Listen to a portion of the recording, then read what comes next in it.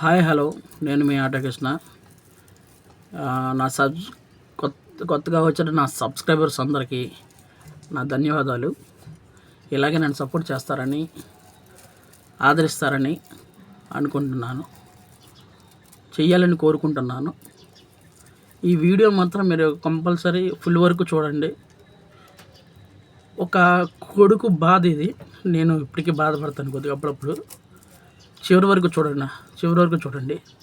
Like చేయండి, share చేయండి, subscribe చేయండి. 20 years బ్యాక్, ఇప్పుడు నాకు ఎగ్జాక్ట్గా 40 years, 20 years బ్యాక్ నాకు సినిమాలు అంటే చాలా ఇష్టం. చిన్నప్పుడు నేను చిరంజీవి గారి అభిమాని, బేసిక్గా పవన్ కళ్యాణ్ గారి అభిమాని. చిరంజీవి గారి లాగా చిన్నప్పుడు అంటే నేను సన్నగా చాలా సన్నగా ఉండేవాడిని. అప్పుడు చిరంజీవి గారి సినిమాలు చూసి వచ్చి డ్యాన్సులు అవి చేసేవాడిని ఇంట్లో. అలా సినిమాల మీద ఎక్కువ మక్కువ పెరిగిపోయి నాకే తెలియకుండా ఒకసారి మా అమ్మ ఒక 80,000 రూపాయలు దాచుకుంది. మరి దేనికి దాచుకుందో తెలియదు నాకు. చాలామంది సినిమాలు యాక్ట్ చేయాలంటే ఎంతో కొంత ఖర్చు పెట్టాలి, వెనకాల బ్యాక్గ్రౌండ్ ఉండాలి అని చాలా చెప్పారు. మా ఫ్రెండ్సే చాలా వరకు చెప్పారు. చెప్తే మనకి బ్యాక్గ్రౌండ్ ఎలాగో లేదు. మా అమ్మని అడిగాను, మా అమ్మ నేను సినిమాలు యాక్ట్ చేస్తానమ్మా అంటే, అదే సినిమా అంటే ఇష్టం అమ్మ, వెళ్తానమ్మా అంటే వద్దంటే వద్దంది. చిన్నప్పటి నుంచి మా కోసం చాలా కష్టపడింది మా అమ్మ. మా నాన్న పెద్ద ఇదేం కాదు అంటే, నాకు మా నాన్న అంటే ఇష్టం లేదు. బేసిక్గా మా ఆయనకి కూడా తెలుసు అది. నేను తిడతానని, నలుగురిలో చిన్నగా మాట్లాడతానని చెప్పి ఆయనకి తెలుసు. నాకు చిన్నప్పటి నుంచి మా అమ్మ అంటే చాలా ఇష్టం. మా ఇంట్లో నేనే చిన్నోడిని.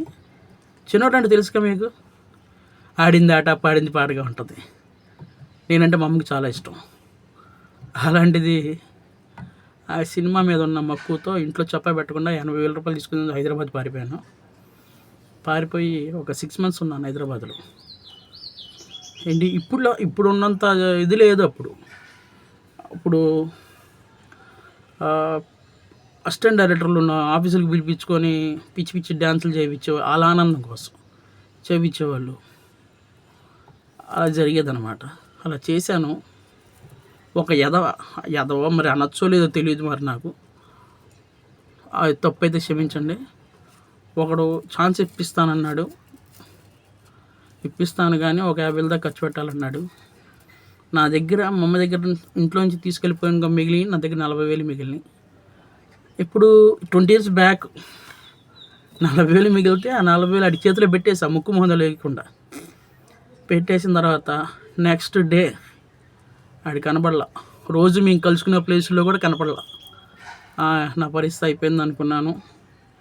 అదే హైదరాబాద్ రోడ్ల మీద నేను చెప్పుకోవచ్చలేదు అడుక్కున్నాను.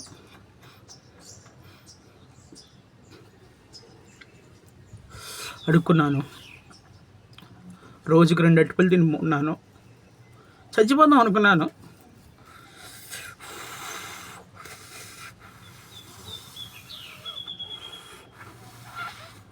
చచ్చిపోతాం అనుకొని కూడా ఇదే నా లైఫ్ అనుకొని వెనక్కి వచ్చేసాను. వచ్చేసిన తర్వాత మా అమ్మ నన్ను మరీ ఎదమని చూసి చాలాసార్లు చూసింది. అంటే ఆమెకు నచ్చని పని చేశాను కాబట్టి ఆమె అలా చేసింది, తప్పలేదు. అప్పటి నుంచి మా అమ్మకి నాకు మాటలు లేవు. 20,000 అయిపోయింది. అంటే మాటలు లేవంటే ఏంట్రా ఏదో అనుకున్నంత సౌండ్ ఉండదు, లేదు, ఇప్పటికీ లేదు.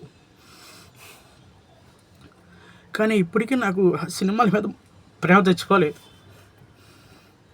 చచ్చిపోయేలోపు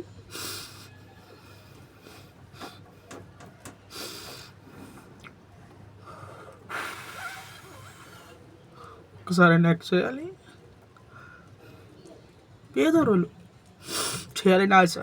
చూద్దాం, దేవుడి దయ. కానీ ఫ్రెండ్స్, మా అమ్మని బాగా చూసుకుందాం అనుకున్నాను, కుదరలేదు అంతే. అది నా వల్ల కాలేదు. మా అమ్మకి ఇష్టం లేని కొడుకుగా మిగిలిపోయినా నా లైఫ్లో. మా అమ్మకి ఇష్టం లేని కొడుకుగా మిగిలిపోయాను. సరే అని చెప్పి ఇప్పుడు వాళ్ళు బతుకుతున్నారు. అంటే నాకు మ్యారేజ్ చేశారు. అక్కడి నుంచి వచ్చేసిన తర్వాత డిప్రెషన్లోకి వెళ్ళిపోయాను. వచ్చేసిన తర్వాత ఏదైనా సినిమాకి వెళ్ళాను అనుకోండి, ఆ సినిమాలో నుంచి బయటికి రాను ఒక వారం 10 రోజుల దాకా. ఆ టైం మెంటలంతా మైండ్లో ఉండిపోద్ది. ఆ సీన్ వివరాలన్నీ డీటెయిల్గా వివరాలన్నీ ఇలా ఉండిపోతాయి అన్నమాట.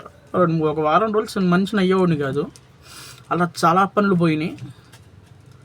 అలాగా మా అమ్మకి పనికిరాని కొడుకుని అయిపోయాను నేను. అలా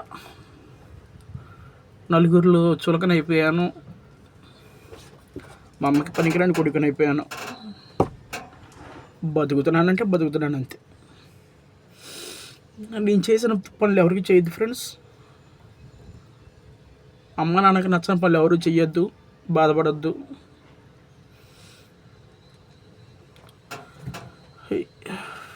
ఇది వీడియో నచ్చదని నేను అన్నా, కానీ మీరు సపోర్ట్ చేస్తూ ఉంటే ఇంకా చేస్తాను వీడియో. ఒక కొడుకుగా చాలా ఫెయిల్ అయిపోయాను నేను. మామూలు ఫెయిల్ కాదు, పెద్ద ఫెయిలే. ఇప్పటికీ మా అమ్మ నాతో మాట్లాడు, ఏంటంటే ఏంట్రా అంటే ఏంట్రా అంతే, అంతమించి ఏముండదు నాకు మా అమ్మకి. సారీ ఫ్రెండ్స్ ఏడిపించినందుకు. మా అమ్మ అనేది పెద్ద ఎమోషన్, కానీ నాకు లేదు ఆ ఎమోషన్. ఏంటంటే నేను ఒక వయసు వచ్చిన దగ్గర నుంచి తప్పు ఎవరు చేసినా తప్పనే చెప్తాను. తప్పు అయితే తప్పనే చెప్తాను, ఒప్పనే చెప్తాను. అది మా అమ్మలకి నచ్చదు.